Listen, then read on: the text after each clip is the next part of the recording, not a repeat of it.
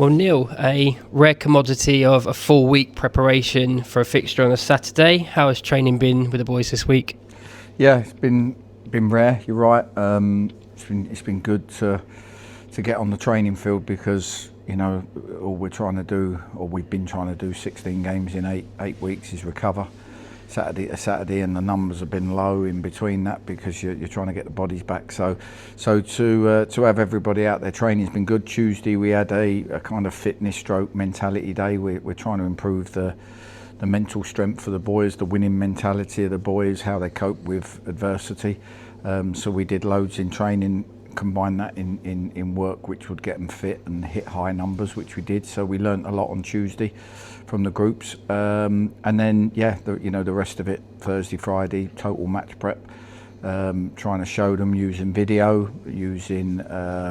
of our last performance, video of our upcoming performance, along with loads of training to try and make sure that we're a really cohesive team when the time comes.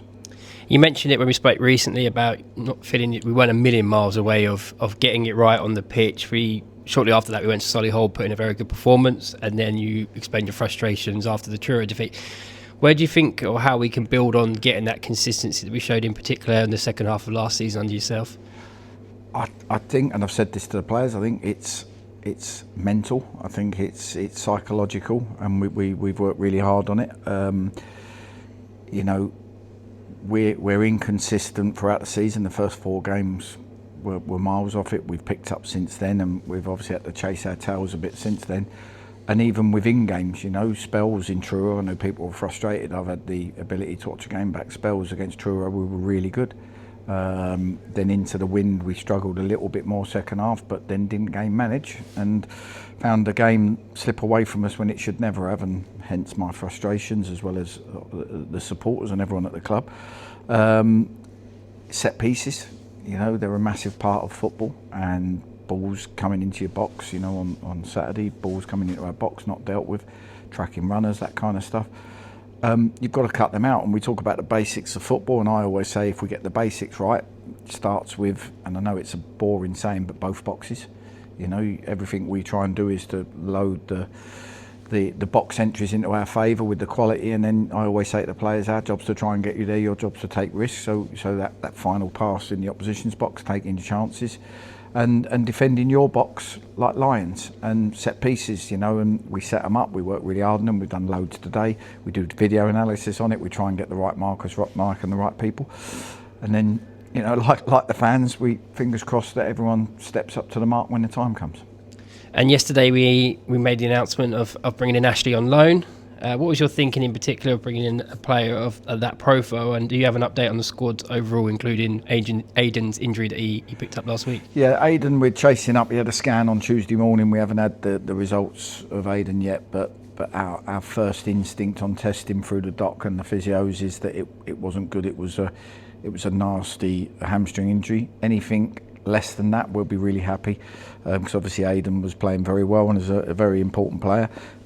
As for Ash, Neal Cox, a friend of mine, used to work with him in the national team when he played alongside Lyle Taylor, and Coxie spoke really highly of him. Jody, me and Bass were, as soon as Aidan got injured, we started talking about more options in that position, and we felt something different to Aidan. Aidan is good size but can drop in and play in a 10 off the side, so this guy's more of a 9. He can run all day, he's good with his back to go, can hold it up, he's 6'2". Obviously he's young, he's still learning, but at this stage of the season that's the most likely player that we would be bringing in, and we've got a good relationship with Ipswich, they think highly of him. So we did a lot of homework and thought that he brings something to the team. Josh Kelly's more of a runner and a taker honor and a dribbler. He wants to play around and off people. Ollie can do both, and if we bring Ash in, we feel like he gives us the 9, another 9 to go with the Josh Asouds, the Josh Kellys, etc.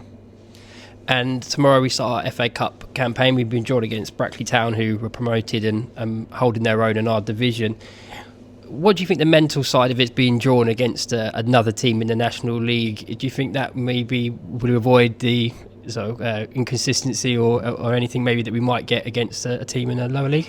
I mean, it's home, which is always a good thing. You always want to be at home in the cup. That's the first thing. I think second, no, I'd rather play a team lower. You know, I'd rather play a team where they're the underdogs and they've got, you know, that good feel about that. You know, you don't want to play teams in your league if you can help it. You want to play higher and lower. Brackley, really good start of the season, really well organised in every game. Every team that's played them has had to work really hard to get a result, and it's going to be no different tomorrow.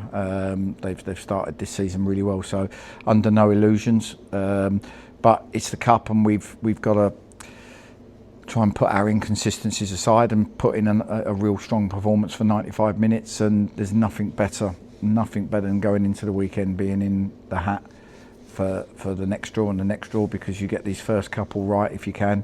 And then all of a sudden you start dreaming of the draws that make a difference and the momentum that might bring to a league campaign. And finally, we spoke to the players earlier this week and also Jody about what the FA Cup means to them. What are your favourite memories of the competition?